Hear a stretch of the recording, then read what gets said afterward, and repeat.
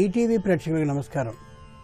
Triple X detergent soap శుభమస్తులో ఈ వారం గ్రహఫలం అంశానికి స్వాగతం.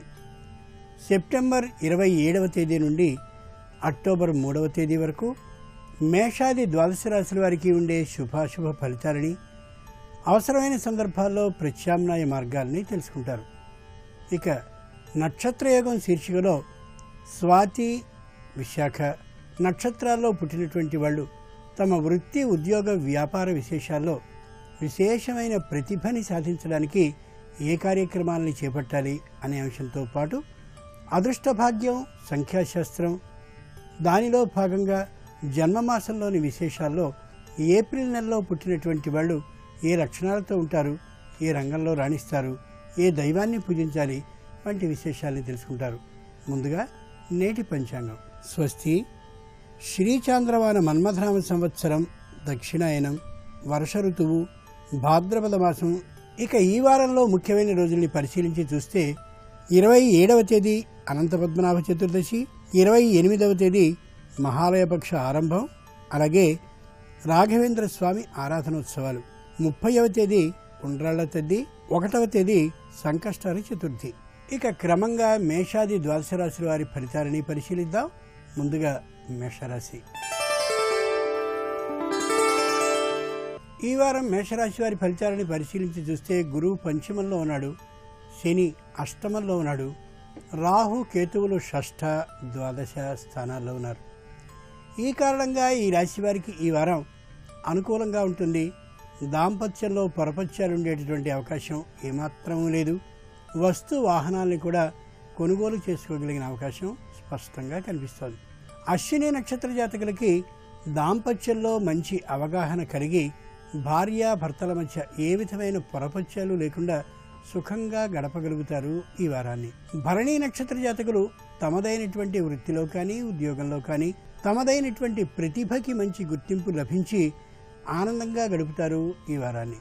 కృత్తికా నక్షత్ర జాతకులు వస్తు వాహనాల్ని కొనుగోలు చేస్తారు, సంతోషంగా గడుపుతారు ఈ వారం అంతా కూడా. సరస్వతి అష్టోత్తర శతనామ పఠనాన్ని చేస్తూ ఉండడం ఉత్తమం. 28వ తేదీ మహాలయపక్ష ప్రారంభం అవుతోంది కాబట్టి గ్రహ యజమాని అయినటువంటి వ్యక్తి అన్నాన్ని, నువ్వుల్ని కలిపి ఆవునేతితో ముద్దని చేసి పితృదేవతల్ని తలుచుకుని నివేదన చేయడం ఉత్తమం. ముఖ్యంగా ఈ రాశివారు ఈ వారం రుణాన్ని చేయకూడదు, ఉన్నంతలోనే వ్యయాన్ని చేసుకుంటూ జాగ్రత్తగా గడపాలి. ఇక ఈ వారం వృషభ రాశి వారి ఫలితాలని పరిశీలించి చూస్తే గురువు చతుర్థంలో ఉన్నాడు, శని సప్తమంలో ఉన్నాడు, రాహు కేతువులు పంచమ, ఏకాదశ స్థానాల్లో ఉన్నారు. కృత్తికా నక్షత్ర జాతకులు మొత్తానికి రాజీ పద్ధతిని అవలంబించి కార్యసాధన చేసుకోవడం ఉత్తమం తప్ప అన్నీ నాకు తెలుసుననే అభిప్రాయంతో కానీ, తమ వైపే న్యాయం ఉందనేటటువంటి ఆలోచనతో కానీ ఉండడం కొద్దిగా సరికాదు. రోహిణీ నక్షత్ర జాతకులు మెత్తతనాన్ని కానీ మాట మాట్లాడే సందర్భంలో వహించినట్టయితే తప్పక పని సానుకూలమవుతుంది.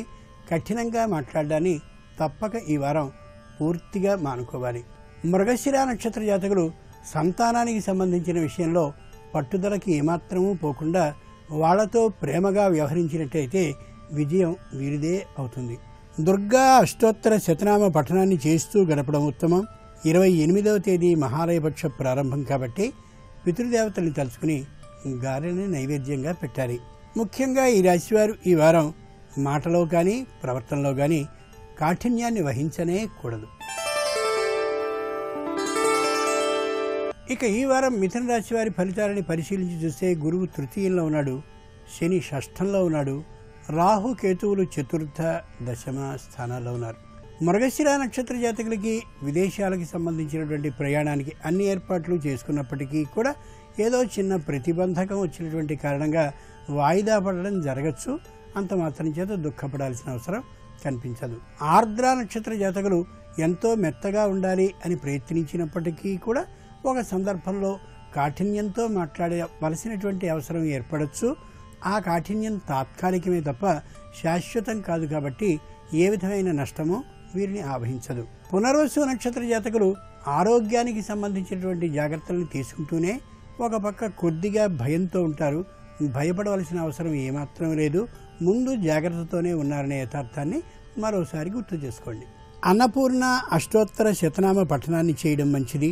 28వ తేదీ మహాలయపక్ష ఆరంభం కాబట్టి పితృదేవతల్ని తలుచుకుని యోగ్యులైనటువంటి వారికి వస్త్రాలని బహూకరించడం సమంజసం. ముఖ్యంగా ఈ రాశివారు ఈ వారం తమ పనులన్నీ వాయిదా పడుతున్నందుకు ఏమాత్రపు నిరుత్సాహాన్ని పడకూడదు. ఇక ఈ వారం కర్కాటక రాశి వారి ఫలితాలని పరిశీలించి చూస్తే గురువు ద్వితీయంలో ఉన్నాడు, శని పంచమంలో ఉన్నాడు, రాహుకేతువులు తృతీయ నవమ స్థానాల్లో ఉన్నారు. పునర్వసు నక్షత్ర జాతకులకి తమ ప్రయాణాల్లో ఏవైనా వస్తువాహనాల్ని కోల్పోతామా, లేక ఏదైనా ఇంట్లో ఏ విధమైనటువంటి చౌర్యం వంటిది జరుగుతుందా అనే మానసికమైన దిగులు కలగచ్చు. అట్లాంటి పరిస్థితి ఏమాత్రమూ లేదు. పుష్యమి నక్షత్ర జాతకులకి ఏదైనా తమ గురించిన అపనింద కానీ లేదా మరే విధమైనటువంటి అపకీర్తికి సంబంధించిన సందర్భం కానీ జరుగుతుందేమో అనే భయం బాగా అనిపిస్తూ ఉంటుంది. అట్లాంటిది ఏమాత్రమూ జరగదు. ఆశ్లేష నక్షత్ర జాతకులకి తమకి సంబంధించినటువంటి రుణం పూర్తిగా మంజూరైనప్పటికీ కూడా వస్తుందా రాదా అనేటటువంటి దిగులుతో ఈ వారం గడుపుతారు. అలా దిగులు పడవలసిన అవసరం ఏమాత్రమూ లేదు. లలిత అష్టోత్తర శతనామ పఠనాన్ని చేస్తూ గడపడం ఉత్తమం.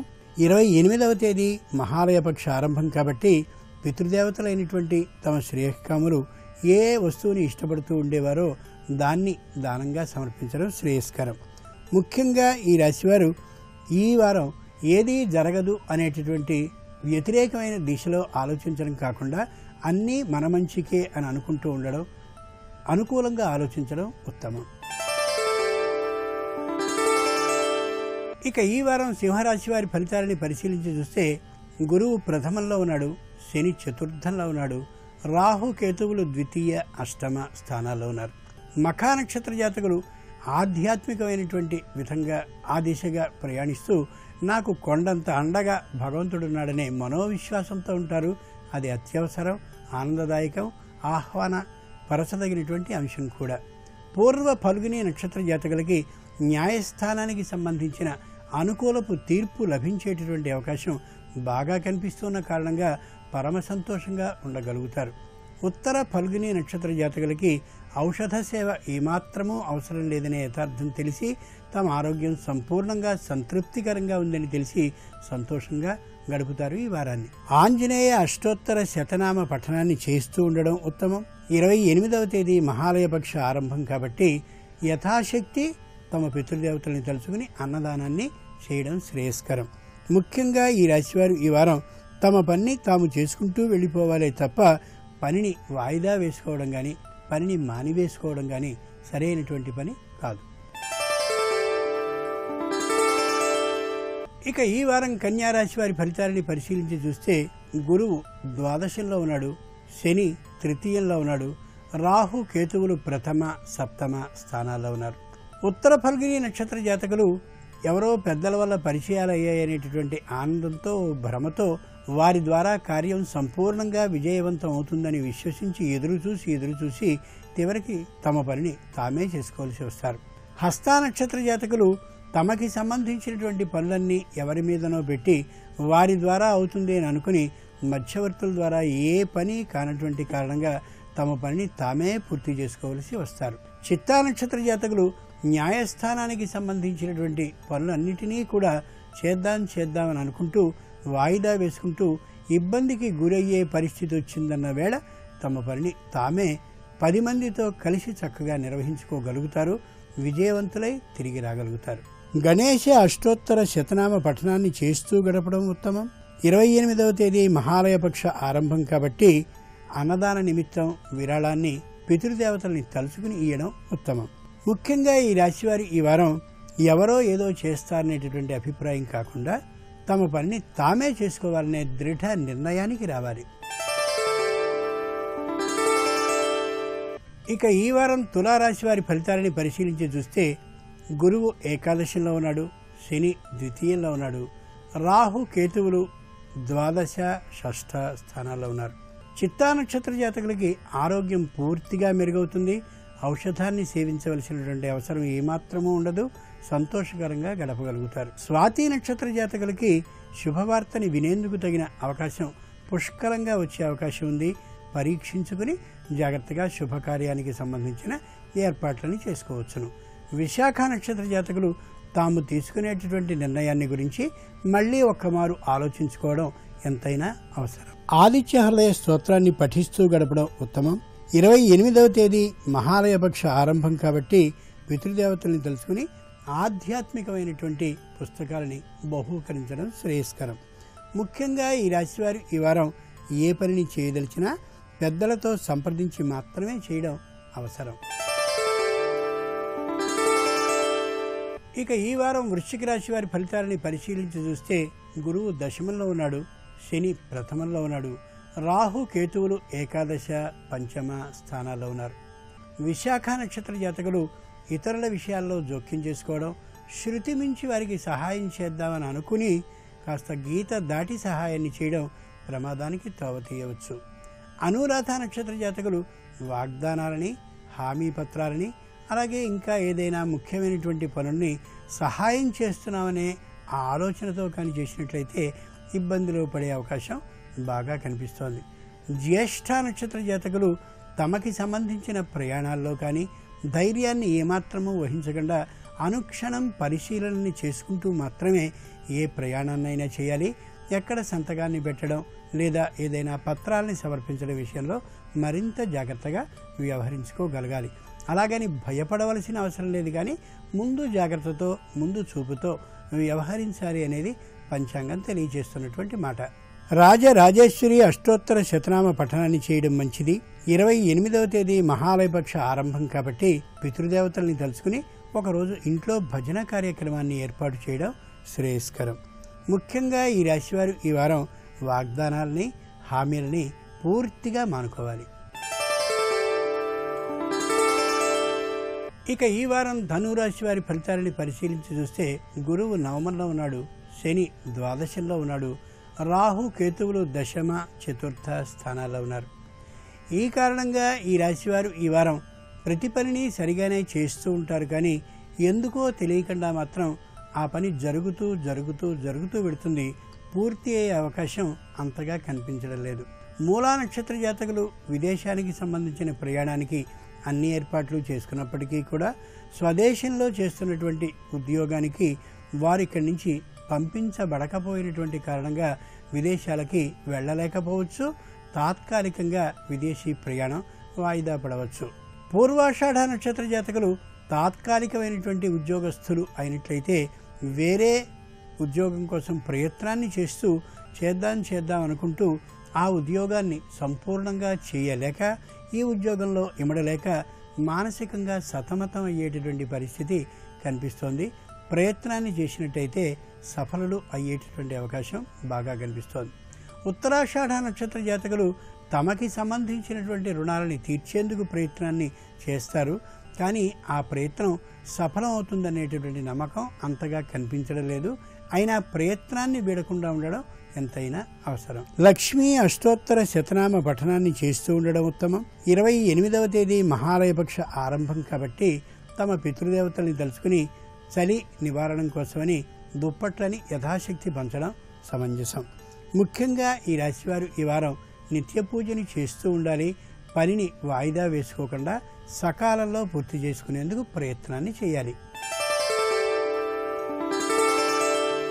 ఇక ఈ వారం మకర రాశి వారి ఫలితాలని పరిశీలించి చూస్తే గురువు అష్టమంలో ఉన్నాడు, శని ఏకాదశంలో ఉన్నాడు, రాహు కేతువులు నవమ తృతీయ స్థానాల్లో ఉన్నారు. ఉత్తరాషాఢ నక్షత్ర జాతకులకి పెద్దవారైనటువంటి రాజకీయ నాయకులతో చక్కని పరిచయం ఏర్పడుతుంది. తద్వారా ఆర్థికమైనటువంటి స్థితి అలాగే పలుకుబడి కూడా పెరిగే అవకాశం బాగా కనిపిస్తోంది. శ్రవణ నక్షత్ర జాతకులకి వ్యాపారవేత్తలతో సహవాసం ఏర్పడుతుంది, వారితో మంచి మైత్రి ఏర్పడుతుంది. దాని ద్వారా వ్యాపారం పెరిగేటటువంటి అవకాశం కూడా గోచరిస్తోంది. ధనిష్ఠ నక్షత్ర జాతకులకి మంచి ధనవంతులైనటువంటి వారితో పరిచయం, అలాగే పలుకుబడి కలిగినటువంటి ఉన్నత ప్రభుత్వ అధికారులతో సత్సంబంధాలు ఏర్పడే అవకాశం కనిపిస్తోంది. నవగ్రహ స్తోత్ర పఠనాన్ని చేస్తూ ఉండడం ఉత్తమం. 28వ తేదీ మహాలయపక్ష ఆరంభం కాబట్టి తమ పితృదేవతల్ని తలుచుకుని యథాశక్తి ఈ దోమబాధ నివారణ కోసం దోమతెరల్ని అవసరమైనటువంటి వారికి సమర్పించడం శ్రేయస్కరం. ముఖ్యంగా ఈ రాశివారు ఈ వారం వ్యాపారాన్ని విస్తృతపరుచుకునేటటువంటి విధంగా ప్రణాళికల్ని రచించుకోగలగాలి. ఇక ఈ వారం కుంభరాశి వారి ఫలితాలని పరిశీలన చూస్తే గురువు సప్తమంలో ఉన్నాడు, శని దశమంలో ఉన్నాడు, రాహు కేతువులు అష్టమ ద్వితీయ స్థానాల్లో ఉన్నారు. ఈ కారణంగా ఈ రాశి వారికి చిన్న చిన్నవైనటువంటి ఇబ్బందులు, ఆటంకాలు, ప్రతిబంధకాలు, అవరోధాలు ఏర్పడే అవకాశం కనిపిస్తోంది. అవి తాత్కాలికమైనవి, చిన్నవి అయినటువంటి కారణంగా పెద్దగా పట్టించుకోనక్కర్లేదు. కానీ ఎప్పటికప్పుడు మాత్రం వాటిని తొలగించుకునే ప్రయత్నాన్ని చేస్తూనే ఉండాలి. ధనిష్ఠా నక్షత్ర జాతకులకి జీవిత భాగస్వామితో ఇంటికి వచ్చినటువంటి బంధువుల ద్వారా చిన్నదైనటువంటి పొరపక్షం ఏర్పడే అవకాశం ఉంది. వెంటనే దాన్ని తొలగించుకోవడం ఎంతైనా శ్రేయస్కరం. శతభిష నక్షత్ర జాతకులకి పై అధికారులతో చిన్న మాట పట్టింపు వచ్చే అవకాశం కనిపిస్తోంది. వెంటనే దానికి సంబంధించిన సంజాయిషీని, వివరణని ఇచ్చుకుని ఆ విభేదం పెరిగిపోకుండా ఉండేలా కొద్ది ప్రయత్నాన్ని వెంటనే చేసుకోవాలి. పూర్వభద్ర నక్షత్ర జాతకులు విదేశం నుండి స్వదేశానికి వచ్చిన తర్వాత కుటుంబ సభ్యులతో కానీ లేదా భర్తతో లేదా భార్యతో విభేదించే అవకాశం కనిపిస్తోంది. అందుచేత వెంటనే ఆ విధమైనటువంటి తేడాన్ని పరిష్కరించుకోవడం అత్యవసరం. లక్ష్మీ నృసింహ కరావలంబ స్తోత్రాన్ని పఠిస్తూ గడపడం ఉత్తమం. తమ పితృదేవతల్ని తలుచుకుని 28వ తేదీ మహాలయపక్ష ఆరంభం కాబట్టి రాగి పాత్ర నిండుగా నెతిని పోసి యోగ్యుడైనటువంటి ఉత్తమునికి దానం చేయడం శ్రేయస్కరం. ముఖ్యంగా ఈ రాశివారు ఈ వారం ఏ పనిని చేస్తున్నా 1-2 మార్లు ఆలోచించి చేయడం అవసరం. ఇక ఈ వారం మీనరాశి వారి ఫలితాలని పరిశీలించి చూస్తే గురువు షష్ఠంలో ఉన్నాడు, శని నవమంలో ఉన్నాడు, రాహు కేతువులు సప్తమ ప్రథమ స్థానాల్లో ఉన్నారు.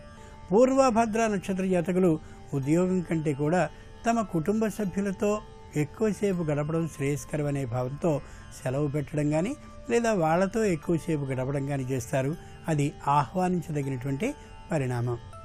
ఉత్తరాభద్ర నక్షత్ర జాతకులు రుణాలు అన్నీ తీరినటువంటి కారణంగా కుటుంబ సభ్యులతో అలాగే దగ్గరగా ఉండేటటువంటి మిత్రులతో కలిసి తీర్థయాత్రలకు కానీ మరి ఆధ్యాత్మికమైనటువంటి ప్రదేశానికి కానీ వెళ్ళే అవకాశం బాగా కనిపిస్తోంది. సుఖ సంతోషాలు నిండుగా కనిపిస్తాయి. రేవతి నక్షత్ర జాతకులకి తమ సంతానానికి సంబంధించినటువంటి విద్య బాగా ఉన్నటువంటి కారణంగా వారిలో విద్యా ప్రతిభ కనిపిస్తున్నటువంటి కారణంగా సంతోషంగా గడపగలుగుతారు. ఈ వారాన్ని సుబ్రహ్మణ్య అష్టోత్తర శతనామ పఠనాన్ని చేయడం ఉత్తమం.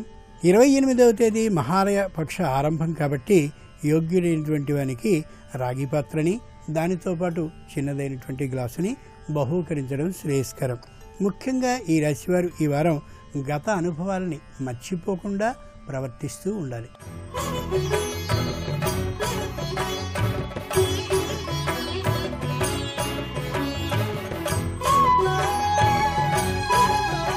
పరమేశ్వరుడు గౌతమ మహర్షికి సాక్షాత్కరించి అరుణాచల క్షేత్రమునందు జరగవలసినటువంటి పూజా విధానాన్ని ఉపదేశం చేసినప్పుడు అరుణాచల క్షేత్రమునందు ప్రదక్షిణము అత్యంత ప్రధానమైన ప్రాముఖ్యమైన విషయంగా ఆయన నిర్ధారణ చేశాడు. ప్రదక్షిణము అన్న మాటని కొంచెం జాగ్రత్తగా పట్టుకునే ప్రయత్నం చెయ్యాలి. ఎందుకంటే మీరు చూడండి, ఎప్పుడైనా ప్రదక్షిణము అన్నదాన్ని వేరుగా వాడరు. ప్రదక్షిణ నమస్కారాలు అంటారు. ప్రదక్షిణం ఎప్పుడు పూర్తవుతుంది? నమస్కారంతో పూర్తవుతుంది. ప్రదక్షిణము నమస్కారము అవిభాజ్యము, రెండు వేరు చేయడం కుదరదు. క్రియారూపంగా చూసినప్పుడు ప్రదక్షిణం నమస్కారం కన్నా వేరైనప్పటికీ నమస్కారం చెయ్యడానికి యోగ్యమైనటువంటి వస్తువు పట్ల గౌరవ భావమును ప్రకటనం చేయడంలో ప్రదక్షిణం కూడా నమస్కారమునందు అంతర్భాగమైపోతుంది. అసలు ప్రదక్షిణము అన్న మాట ఎందులోంచి ఉద్భవించింది, ఏ భావనలోంచి పుట్టింది అంటే దక్షిణ అంటే కుడి భాగం. మనం కుడివైపు ఏది ఉంచామో అది పరమ పూజనీయమైన వస్తువు, అత్యంత గౌరవమైన వస్తువు అని పేరు, గుర్తు. నేను ఏకకాలమునందు 2 వస్తువులను పట్టుకోవలసి వచ్చిందనుకోండి, పరమ ప్రధానమైన వస్తువు, గౌరవింపబడవలసినటువంటి వస్తువుని కుడి చేతి వైపు ఉంచుకోవాలి. అంత గౌరవించవలసినది కాదు అని అనిపించింది అనుకోండి, ఎడం చేతి పక్కన పెట్టుకుంటారు. ఒక ఈశ్వరమూర్తిని నా చేతిలో ఎవరో పెట్టారనుకోండి, దాన్ని ఎడం చేతి వైపు పెట్టకూడదు, దాన్ని కుడి చేతి వైపు ఉంచాలి. అంటే అది పూజనీయమైనది. అందుకే పూజ చేసేటప్పుడు భగవన్మూర్తులు ఎప్పుడు ఎదురుగుండా ఉండవు. అసలు పూజ యందు కానీ దర్శనమునందు కానీ దేవాలయంలో దర్శనం చేసినప్పుడు కానీ అభిముఖ పూజ ఉండదు. భగవంతుడికి ఎదురుగుండా కూర్చోకూడదు. ఎందుకు కూర్చోకూడదు అంటే ఒక్కటే కారణం, ఈశ్వరుడు పరమతేజోమూర్తి. ఆయన యొక్క స్వరూపమే తేజస్సు, కాంతి. దానికి ఒక లక్షణం ఉంటుంది, అది ఎదుటివారి కాంతిని లాక్కుంటుంది. ఆ లక్షణం ఉన్న కారణం చేత ఈశ్వరుడికి అభిముఖంగా కూర్చుని పూజ చేస్తే తేజస్సు క్షీణిస్తుంది. అందుకని అభిముఖ పూజ లేదు. అద్వైత భావన చేత అంతా ఒక్కటైనా కర్మ చేసేటప్పుడు, క్రియ చేసేటప్పుడు భేదం ఉంటుంది. అందుకని ఈశ్వరుణ్ణి కుడి చేతి వైపు ఉంచుకుని తాను కూర్చోవాలి. ఈశ్వరుడు కుడివైపునుంటే తానెటు కూర్చోవాలి? తను ఎప్పుడూ ఆరాధనా సమయమునందు తూర్పు దిక్కుని చూడాలి. తూర్పుని చూస్తూ తాను కూర్చుంటే భగవన్మూర్తులు ఉత్తర దిక్కుగా చూస్తాయి. అప్పుడు పువ్వు పడేటప్పుడు కుడి చేతిని కదిపితే పడుతుంది. ఇలా కుడి చేతి వైపు పళ్ళెంలోంచి పువ్వులు ఇలా అంటున్నారనుకోండి, ఆ పువ్వులు ఈశ్వర మంటపం వైపుకు పడుతుంటాయి, ఈశ్వర పాదముల మీద పడతాయి.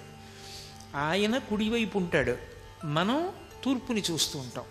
పూజా పరికరములు కుడి చేతి వైపు ఉంటాయి. అసలు ఎడంచేత్తో అందుకోవలసిన అవసరం, ఎడంచేత్తో ముట్టుకోవలసిన అవసరం ఇక ఉండదు. పూజలో ఒక్క కుడి చేత్తోనే చేస్తారు. ఎప్పుడైనా ఏదైనా బరువైనదైతే కుడి చేతితో పట్టుకుని ఎడంచేతి యొక్క బలాన్ని కలుపుతారు తప్ప కుడి చేతితో మాత్రమే ఉపయోగించడానికి కారణం, అవతల ఎవరిని మీరు ఆరాధన చేస్తున్నారో ఆయన పరమ గౌరవనీయుడు, మన జీవితానికి అంతటికీ కూడా ఆయనే ధ్యేయమైన వాడు అని చెప్పడం కోసమని కుడివైపు ఉంచుతారు. మీరు అలా ప్రయత్నం చెయ్యవలసిన అవసరం లేకుండా, అంటే పూజామందిరం ఏదో మీ కుడి చేతి వైపుకుంది అన్న భావన చెయ్యవలసిన అవసరం లేకుండా మీరు తూర్పుకి తిరిగి కూర్చున్నారనుకోండి, తూర్పుకి తిరిగి కూర్చున్నాడు అంటే సద్భావనతో ఈశ్వరుణ్ణి మనసులో స్మరిస్తూ ఉన్నాడు అని గుర్తు. తూర్పుకి తిరిగి కూర్చుని ఉన్నాడు అనుకోండి, అప్పుడు దక్షిణం. మీరు చూడండి, తూర్పుకి తిరిగితే కుడి చేతి వైపు ఏ దిక్కు అన్నాను అనుకోండి దక్షిణం, ఎడం చేతి వైపు ఉత్తరం, వెనక వైపు పశ్చిమం కదా. దక్షిణం అన్న మాట ఎక్కడి నుంచి వచ్చిందంటే, అలా కూర్చున్నటువంటి వాడి యొక్క కుడి చేతి వైపు హృదయం అంటారు. మనం సాధారణంగా గుండెకి పర్యాయపదంగా హృదయస్థానం ఏది అంటే ఎడంచేతి వైపు చూపిస్తాం. కానీ ఆధ్యాత్మ విద్యయందు హృదయము అన్నది పరమేశ్వరుని యొక్క స్థానము. ఆ హృదయము ఎటువైపు ఉంటుంది అంటే కుడివైపుకు అని నిర్ధారించారు. అందుకే భగవాన్ రమణులు తాబేటి బండ దగ్గర ఆయన ఒకసారి కూర్చుని ఉండగా ఆయనకి ఊపిరాగిపోయింది. ఊపిరాగిపోయి రక్త ప్రసారం అంతా ఆగిపోయింది, శరీరం అంతా నల్లగా అయిపోయి కొయ్యబారిపోయింది. పక్కన కూర్చున్న ఆయన గోలగోల పెట్టేశాడు, రమణ మహర్షి శరీరం వదిలిపెట్టేశాడు.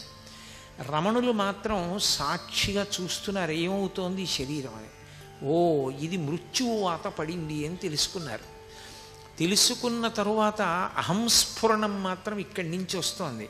అహంస్ఫురణ అంటే ఈశ్వర స్థానంలోంచి ఉన్నాను అని చూస్తున్న భావన ఇక్కడి నుంచి వస్తోంది. ఒక్కసారి ఇటువైపు నుంచి ఒక కాంతి తీవ్రమైన వేగంతో ఎడం పక్కకి వెళ్ళింది. వెంటనే మళ్ళీ గుండె కదిలి రక్త ప్రసారం అయింది.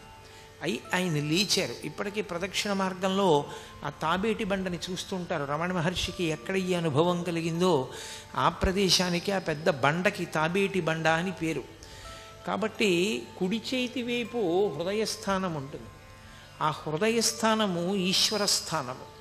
తూర్పుకి తిరిగి చూస్తున్నప్పుడు కుడి చేతి వైపుకి పరమేశ్వరుడు హృదయస్థానమునందున్నాడు. ప్రత్యేకంగా ఒక పూజా మందిరాన్నో ఒక మూర్తినో మీరు పెట్టవలసిన అవసరం లేదు. అలా పెట్టవలసిన అవసరం లేకుండానే పరమ పూజనీయుడైనటువంటి పరమాత్మ ఇక్కడే ఉంటాడు, కుడి చేతి వైపుకు ఉంటాడు. అందుకని దక్షిణం కుడివైపు అయింది. వామభాగం ఎడమ చేతి వైపుకు వచ్చింది.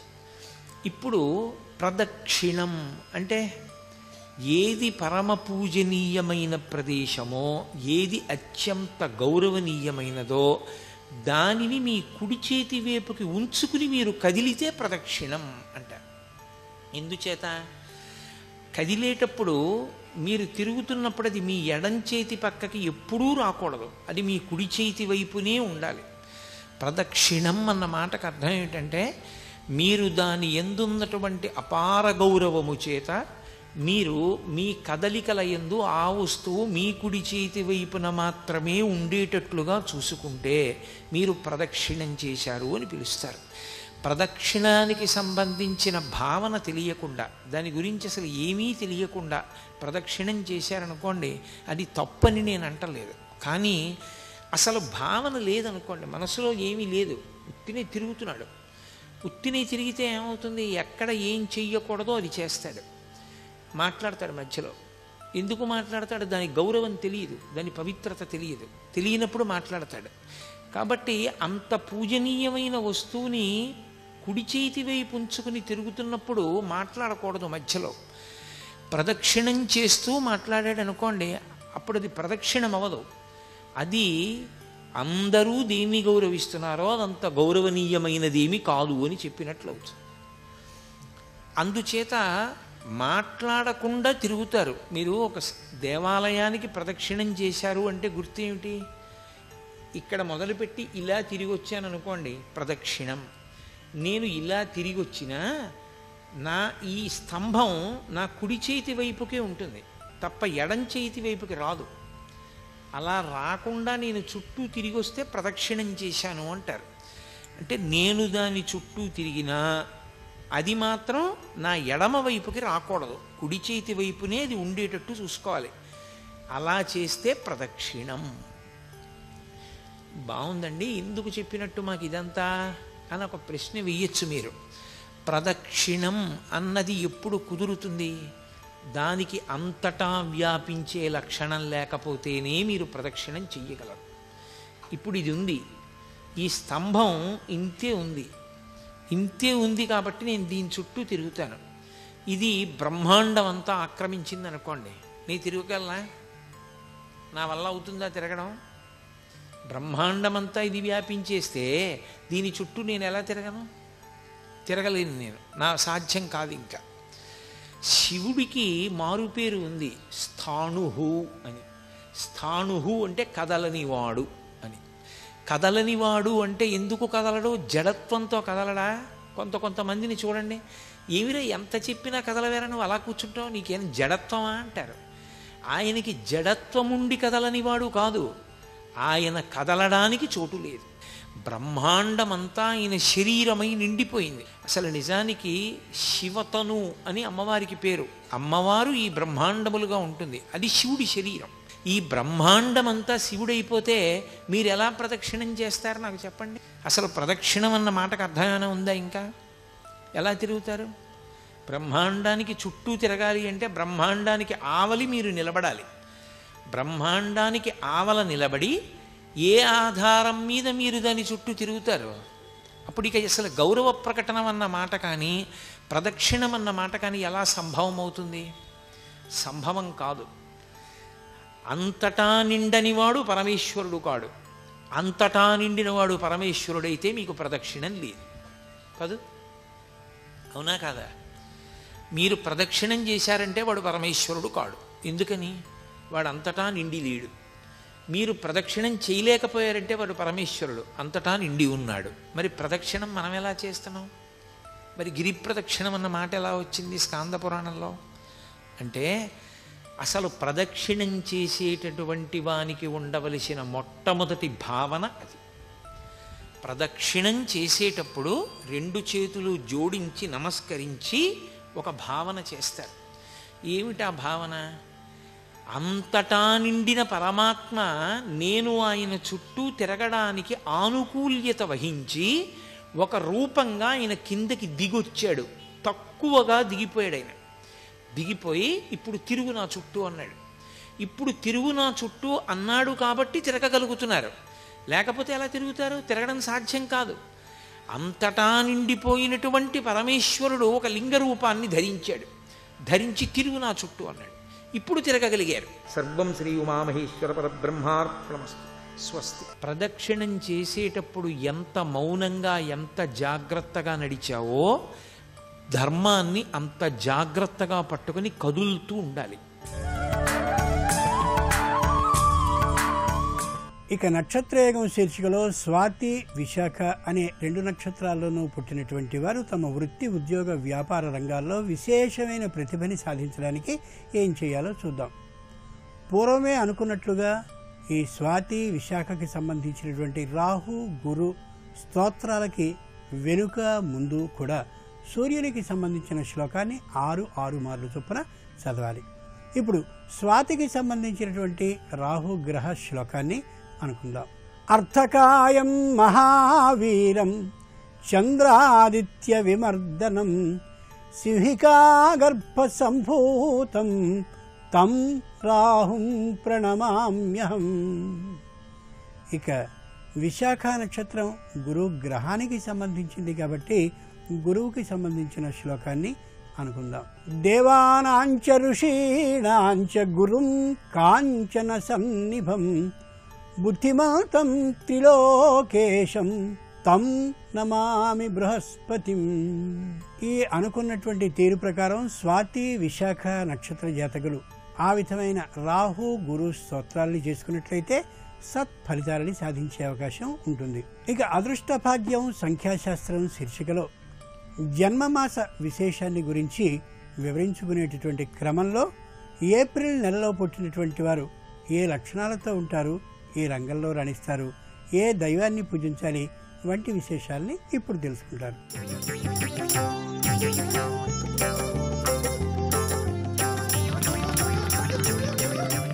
XXX డిటర్జెంట్ సోప్ శుభమస్తు కార్యక్రమంలో అదృష్ట భాగ్యం సంఖ్యాశాస్త్రం అంశానికి స్వాగతం. మానవ జీవితంలో వ్యక్తి యొక్క నడవడి, ఆయన యొక్క అదృష్టాలు పుట్టిన తేదీతో పాటుగా నెల తత్వరీత్యా కూడాను ఉంటాయి. ఏ నెలలో పుట్టిన వారు ఎటువంటి అదృష్టాలు కలిగి ఉంటారు అనేటువంటి విశేషాంశాలని కనుక మనం పరిశీలన చేసినట్లయితే ఏప్రిల్ నెలలో పుట్టిన వారి యొక్క ప్రభావం ఏ తీరులో ఉంటుంది అనే విషయాన్ని గ్రహిద్దాం. సహసిద్ధంగా ఏప్రిల్ నెలలో పుట్టినటువంటి వాళ్ళు స్వతంత్ర భావాలు ఎక్కువగా కలిగి ఉంటారు. ఇతరుల మీద ఆధారపడకుండానే జీవితాన్ని సాగించాలి అనే తపన, జిజ్ఞాస అత్యధికంగా ఉంటాయి. వారికి నచ్చినట్టుగా వ్యవహరించేటువంటి తీరుతెనులు, వారు ఎన్నుకున్నటువంటి మార్గం వైపే పయనించేటువంటి లక్షణాలు అత్యధికంగా కనిపిస్తాయి. ఈ నెలలో పుట్టినటువంటి వారు మంచి శక్తివంతులుగా కూడా ఉంటారు. అనుకున్నది సాధిస్తారు. అంటే life is a challenge, face it అని చెప్పేసి ముందుకు వెళ్తారు. ముందుకు వెళ్ళేటువంటి మనస్తత్వం అత్యధికంగా ఉండటం చేత చురుకైనటువంటి వారుగా ఉంటారు. తాము అనుకున్నది సాధించే వరకు నిద్రపోరు. కోపం కూడా ఎక్కువగానే ఉంటుంది. ఇతరులను నడిపించే స్థాయిలో ఉంటారు. ప్రతి విషయంలో కూడాను వారి స్వంత మార్గాలనే అవలంబిస్తూ ఉంటారు తప్ప ఇతరులు చెప్పినటువంటి మాటని మాత్రం వీళ్ళు వినరు. మానసిక ధైర్యం, మానసిక శక్తి ఎక్కువగా ఉంటుంది. పూర్తిగా క్రొత్త పనులు, సరైనటువంటి పనులు చేపడుతూ ఉంటారు. పనిని పూర్తి చేసి చూపిస్తారు, మధ్యలో మాత్రం వదిలివేయరు. తాము అనుకున్నది సాధించే వరకు నిద్రపోరు. ఏప్రిల్ నెలలో పుట్టిన వారి యొక్క వ్యక్తిత్వ లక్షణమే ఇది. ప్రతి విషయంలోనూ ముక్కుసూటిగా, నిజాయితీగా, నిజం మాట్లాడుతూ నిజాయితీ కొరకు శత్రుత్వాన్ని కూడా కొని తెచ్చుకునేటువంటి లక్షణాలు ఏప్రిల్ నెలలో పుట్టినటువంటి వారి జీవితాల్లో ఎక్కువగా కనిపిస్తాయి. కోరికలు, ఆలోచనలని పూర్తిగా సాధించుకోవడానికి ప్రయత్నం చేసి సఫలీకృతులవుతారు. డబ్బు, పొజిషన్, మంచి స్టేటస్, ఇవన్నీ కూడాను సంపాదించే లక్షణాలు ఏప్రిల్ నెలలో పుట్టిన వ్యక్తుల యొక్క ప్రభావం. ఈ ఏప్రిల్ నెలలో పుట్టిన వారు ఇంట్లోనూ, ఆఫీసుల్లోనూ, వ్యాపార సంస్థల్లోనూ వారి జీవితంలో మొదటి స్థానంగానే ఉంటారు, ఉండాలని ఆశపడతారు. నేను చెప్పినట్టే మీరంతా వినండి అనే మనస్తత్వం ఎక్కువగా ఉంటుంది. ఇంట్లో కూడా ఆయన చెప్పినట్టే అందరూ నడుచుకోవాలి, మిగతా వాళ్ళని కూడా అలాగే మలుస్తారు. ఒక సమస్య వచ్చినప్పుడు పరిష్కారం ఆయనే చూపిస్తాడు, ఆయన అనుకున్నది నెరవేర్చేదాకా మిగతా వాళ్ళని అంగీకరింపచేస్తాడు. అలాంటి మనస్తత్వం ఏప్రిల్ నెలలో పుట్టిన వారికి ఎక్కువగా ఉంటుంది. జీవితంలో అభివృద్ధి సాధించుకొని గొప్ప సంతృప్తిని, తృప్తిని పొందుతారు. వీరికి ఆశలు నెరవేరుతాయి. ఒక విధంగా చెప్పాలంటే ఏప్రిల్లో పుట్టిన వాళ్ళు అదృష్టవంతులుగానే ఉంటారని. దాంపత్య జీవితం కూడా బాగుంటుంది. దాంపత్య జీవితం తృప్తిగా గడుస్తుంది. ఎలాంటి సమస్యలు, ఇబ్బందులు ఉండవు. పరస్పర అవగాహన ఉంటుంది.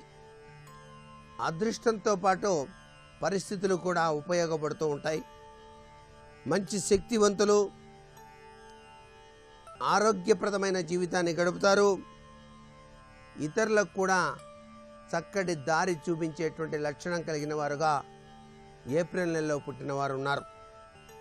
మార్గదర్శకులుగా కూడా ఉంటారు.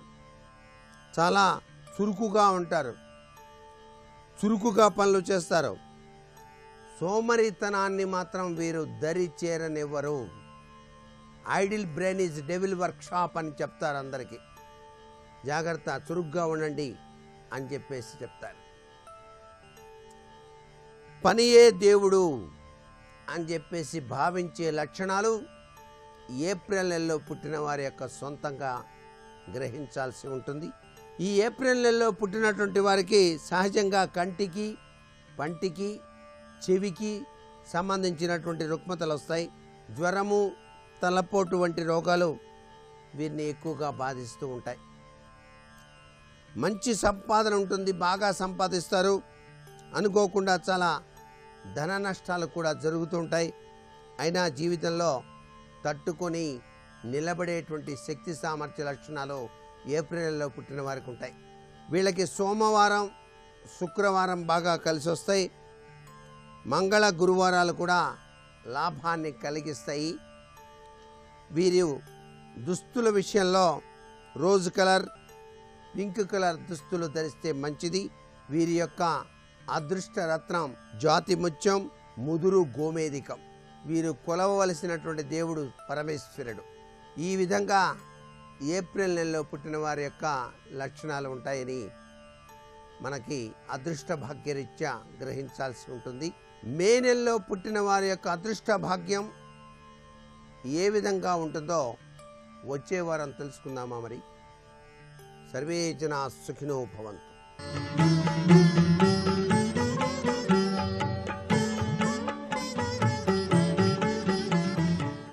ఈటీవీ ప్రేక్షకుల నమస్కారం.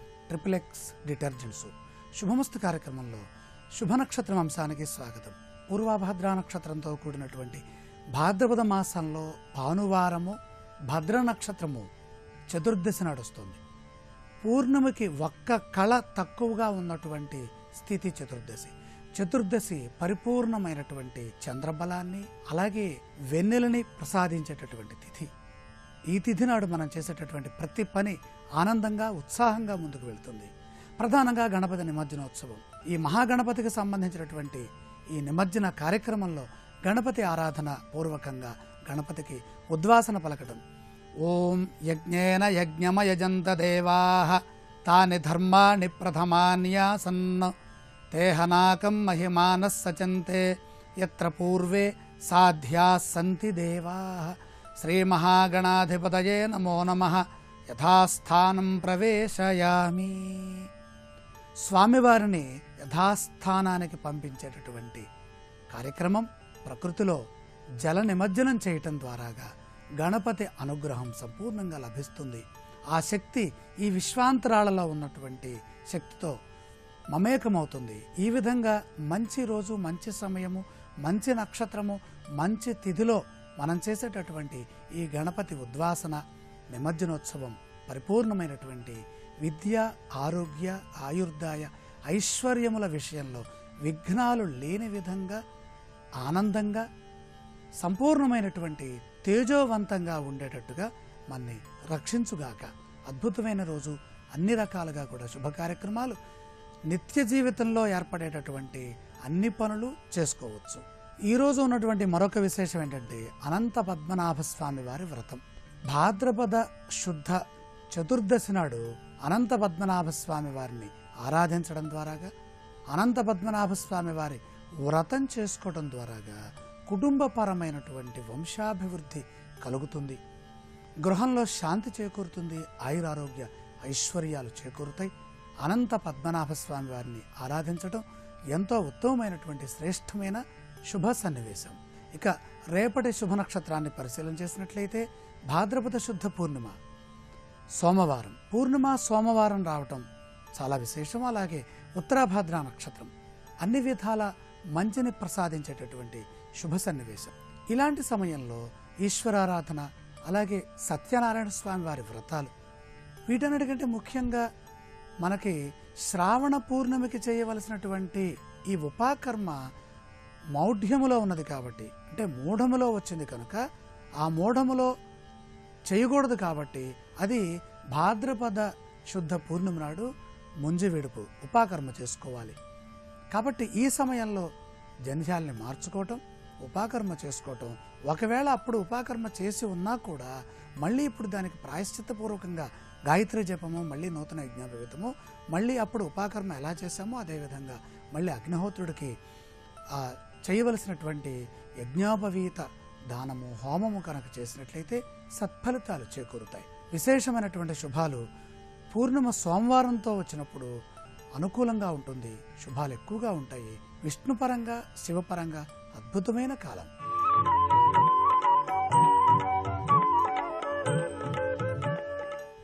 జన్మతిథి జాతక చక్రం అంశానికి స్వాగతం. జన్మతిథి జాతక చక్రంలో సప్తమి తిథిలో జన్మించిన వారి లక్షణాలు ఏ విధంగా ఉంటాయి?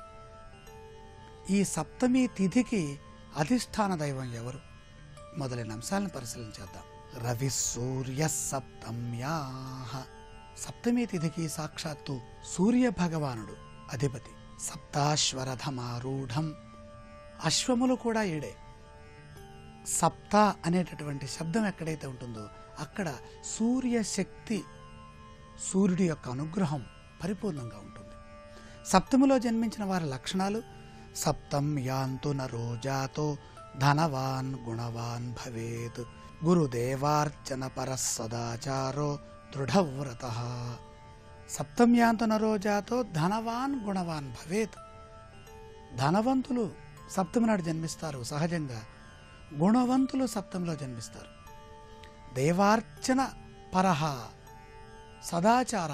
ఎల్లప్పుడూ ఆచారయుక్తులై, ఆచార సాంప్రదాయము కలిగి, ఆచార సంపత్తితో ఆచారం బ్రూయాదితి ఆచార్య. ఆచారం బ్రూయాత్. ఆచారములని చెప్పేవారు ఆచార్యులు. ఆచరించదగినవి ఆచారములు. ఆచారములంటే సర్వాగమానామాచార. ఆగమముల నుంచి ఆచారాలు వస్తాయి. అంటే ఏ పని ఎలా చేయాలి, ఏ విధంగా చేయాలి, వాటికి సంబంధించినటువంటి సూత్రాలు, ధర్మాలు, ఆ ధర్మ సంబంధమైనటువంటి ధార్మిక విషయాలు, ధర్మసూత్రాలని బోధించేటటువంటి వాటిని ఆచారములు అంటాం. వాటిని ఆచరించే విధంగా ఈ సప్తమి నాడు జన్మించిన వాళ్ళు ఉంటారు. ఇంకా ఎలా ఉంటారు? నిత్య దేవార్చన పరహ. నిత్యము కూడా భగవంతుని యందు భక్తిభావం కలిగి అర్చించే విధంగా ఉంటారు. ఆరోగ్యవంతులై ఉంటారు. జ్ఞానీ గుణజ్ఞో విశాల నేత్ర. జ్ఞానీ గుణజ్ఞ విశాల నేత్ర. సత్పాత్ర దేవార్చన చిత్తవృత్తి. సత్పాత్రత, సత్పాత్రవంతులై ఉంటారు. అంటే వారి శీలము, వారి ప్రవర్తన రుజుమార్గంలో ఉంటుంది. సప్తమిలో జన్మించిన లక్షణాలు ఇట్టే మనం గుర్తుపట్టచ్చు. సదాచార సంపత్తి ఎక్కడ ఉంటుందో అక్కడ సప్తమిలో జన్మించినటువంటి విషయం మనకు అర్థమవుతూ ఉంటుంది. ప్రధానికి నువ్వు సప్తమిలో జన్మించావా అని అడగవసల్లా. విశేషమైనటువంటి లక్షణాలు ఆ సప్తమి ప్రభావం బయటికి చూపిస్తూ ఉంటుంది. మహర్షులు పరిశోధన చేసి వేద విహితంగా రాసినటువంటి ధర్మాలు ఇవి కాబట్టి సప్తమిలో జన్మించిన వారు సూర్య భగవాను ఆరాధన చేయాలి. ఆదివారం నాడు సూర్యుడిని అర్చించడం, జిల్లేడు పుష్పములతో అర్చించిన, సూర్యుడికి అర్ఘ్యమిచ్చిన, ఎర్రచందన మాలతో జపం చేసుకున్న, గురుని సూర్య ఆదిత్యోన ప్రభావాత్యక్షరం మధుక్షరంతి తద్రసం సత్యం వై తద్రసమాపో జ్యోతిరసోమృతం బ్రహ్మభూర్భువస్సువరోం ఓం శ్రీ సూర్యనారాయణాయ. సూర్యనారాయణ వేదపారాయణ ఈ నామాన్ని చదువుకున్నా, గృణి సూర్యాదిత్యం అనే నామాన్ని ఉచ్చరించినా కూడా పరిపూర్ణమైనటువంటి సూర్య భగవానుడి యొక్క అనుగ్రహం చేత గుణవాన్ ధనవాన్ భవేతు, అత్యద్భుతమైనటువంటి శ్రేష్టమైన చిత్త చైతన్యంతో ఉత్సాహవంతంగా నిర్మలమైనటువంటి భావజాలంతో విజయాలని సాధిస్తారు.